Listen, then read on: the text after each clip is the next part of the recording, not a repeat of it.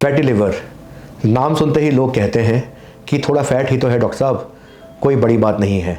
लेकिन सच ये है कि फैटी लिवर ही लिवर फेलियर का पहला स्टेप होता है। आज मैं आपको बताऊंगा कि फैटी लिवर से लिवर फेलियर तक का पूरा सफ़र, एक वो सच जो अक्सर लोग नहीं जानते। मैं हूं डॉक्टर सौरभ सिंघल। मैं एक लिवर विशेषज्ञ हूं और आकाश हेल्थ केयर द्वारका नई दिल्ली में liver transplant, robotic hepatobiliary surgery और जीआई सर्जरी का एक्सपर्ट हूँ। सो आज मैं आपको बताऊंगा एक बहुत ही सिंपल लैंग्वेज में कि फैटी लिवर क्या होता है, फैटी लिवर की क्या स्टेजेस होती हैं और कैसे फैटी लिवर एक लाइफ थ्रेटनिंग लिवर फेलियर की तरफ प्रोग्रेस कैसे कर सकता है। सबसे पहली स्टेज होती है फैटी लिवर, जो कि बेसिकली एक असिम्टोमेटिक विदाउट सिम्टम्स वाली स्टेज होती है, जिसके अंदर हमारे सारे टेस्ट नॉर्मल होते हैं, मरीज़ को कोई सिम्टम नहीं होता है। इनफैक्ट मरीज़ को पता भी नहीं होता कि मुझे फैटी लिवर है। जब हम अल्ट्रासाउंड या कोई और टेस्ट करते हैं, फाइब्रो स्कैन करते हैं, उनके अंदर फैटी लिवर आता है, लेकिन हमारा जो लिवर फंक्शन टेस्ट, जो ब्लड टेस्ट होते हैं, वो बिल्कुल नॉर्मल होते हैं। ये एक अर्ली वार्निंग स्टेज होती है, जिसके अंदर अगर हमें पता है कि हमें फैटी लिवर है तो हमें उस स्टेज पे एक्शन ले लेना चाहिए। जो नेक्स्ट स्टेज होती है उसमें हमारे लिवर में सूजन आने लगती है, इन्फ्लेमेशन होने लगता है। उसे हम बोलते हैं नॉन अल्कोहलिक स्टेटोहेपेटाइटिस।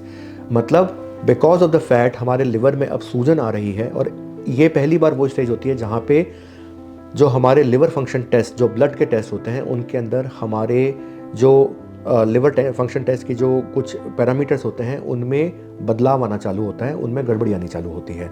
मरीज़ को थकान जैसी महसूस हो सकती है, पेट में भरा भरा लगेगा, पेट में भारीपन लग सकता है, और हो सकता है कि थोड़ा अपच हो, मतलब इनडाइजेशन हो।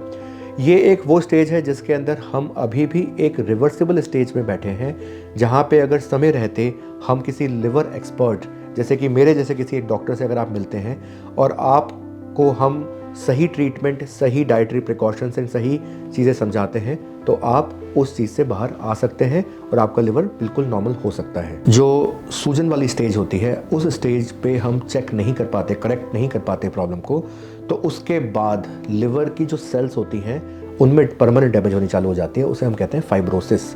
फाइब्रोसिस का मतलब क्या होता है कि हमारे जो लिवर है उसके अंदर छोटे छोटे जख्म होने चालू हो जाते हैं, छोटे छोटे स्कार्स बनने चालू हो जाते हैं, और वो जो स्कार्स होते हैं वो एक डेड टिश्यू होता है, वो एक हेल्दी टिश्यू नहीं होता।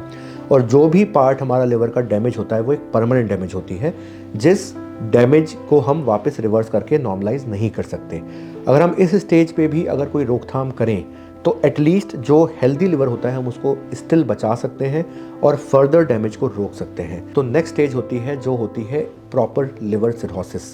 लिवर सिरोसिस का मतलब ये होता है कि हमारा एक major part of liver damage हो चुका है, जिस कारण से लिवर के जो वायबल टिश्यू है, जो नॉर्मल टिश्यू है, जो हेल्दी टिश्यू है, वो ना के बराबर बचा है। और क्योंकि वो ना के बराबर बचा है तो उस पेशेंट में अब कोई भी जो वाइटल फंक्शन है लिवर के, वो ठीक तरीके से नहीं हो पा रहे।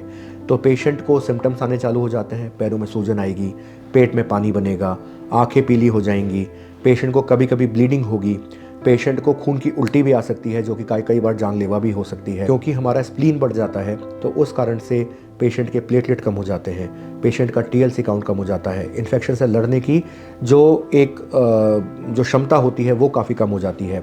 और इसके अलावा कई मरीज़ ऐसे होते हैं जिनकी किडनी अफेक्ट हो जाती है, जिनका ब्रेन अफेक्ट हो जाता है। तो ये सारे के सारे साइन होते हैं कि अब हमारा लिवर फेलियर की तरफ जा चुका है। जो लिवर की जो डैमेज है, उस डैमेज को हम रिवर्सिबल नहीं कर सकते, और उस स्टेज में जो एकमात्र हमारे पास ट्रीटमेंट रह जाता है वो होता है कि हम जल्द से जल्द इस पेशेंट का प्लान तरीके से लिवर ट्रांसप्लांट करें। अगर इस मरीज़ को इस समय भी सही वक्त पे ट्रीटमेंट नहीं मिल पाता तो एक इमरजेंसी सिचुएशन भी आ सकती है, जिसमें सडनली लिवर फेलियर में जा सकता है। और जो ऐसे मरीज़ होते हैं वो टिपिकली हमारे पास आईसीयू में एडमिटेड होते हैं, जो कोमा में चले जाते हैं, जिनको हमें वेंटिलेटर पर रखना पड़ता है, मल्टीपल ऑर्गन्स उनके फेलियर में जा चुके होते हैं। वो मरीज़ होते हैं जिनको हम लिवर ट्रांसप्लांट एडवाइस तो करते हैं, लेकिन लिवर ट्रांसप्लांट के साथ भी उनका जो एक चांसेस ऑफ सेविंग देमसेल्व्स, मतलब जो हमें पेशेंट को बचाने की जो कोशिश हम कर सकते हैं, वो चांसेस बहुत स्लिम रह जाते हैं। जहां हम एक सिरोसिस वाले मरीज़ में ऑलमोस्ट 92, 95, कई बार 97% चांसेस ऑफ सक्सेस रेट बोलते हैं, वैसे इस तरीके के जो मरीज़ होते हैं, इन मरीज़ों के अंदर सक्सेस रेट हमारा 60%, 65% या 70% तक रह जाता है। तो अगर आपको फैटी लिवर है तो आपको डेफिनेटली किसी एक लिवर एक्सपर्ट से मिलना चाहिए और आपको उसको ट्रीट कराना चाहिए। नंबर 2, हमें अपनी लाइफस्टाइल को, हमें अपने जो एक्टिविटी लेवल को, हमारे डाइटरी स्टाइल को, सबको इस तरीके से रखना चाहिए जिससे कि हमारे लिवर को डैमेज ना हो और इस तरीके की फैटी लिवर जैसी बीमारी हमारे लिवर में इवॉल्व ना हो।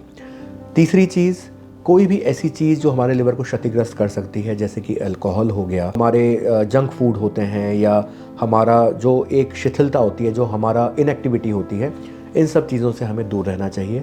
हमें अपने लिवर को प्रोटेक्ट करना चाहिए, क्योंकि जो सबसे इम्पॉर्टेंट चीज़ जो समझने की वो ये है कि एक हैप्पी लिवर का मतलब होता है एक हैप्पी लाइफ। आप अपने लिवर को हेल्दी रखिए, आपकी लाइफ भी उतनी ही हेल्दी रहेगी। अगर आपको ऐसे कोई भी क्वेश्चंस हैं, आप कभी भी हमारे पास आ सकते हैं। I will be very happy to help you with answer to all of your questions.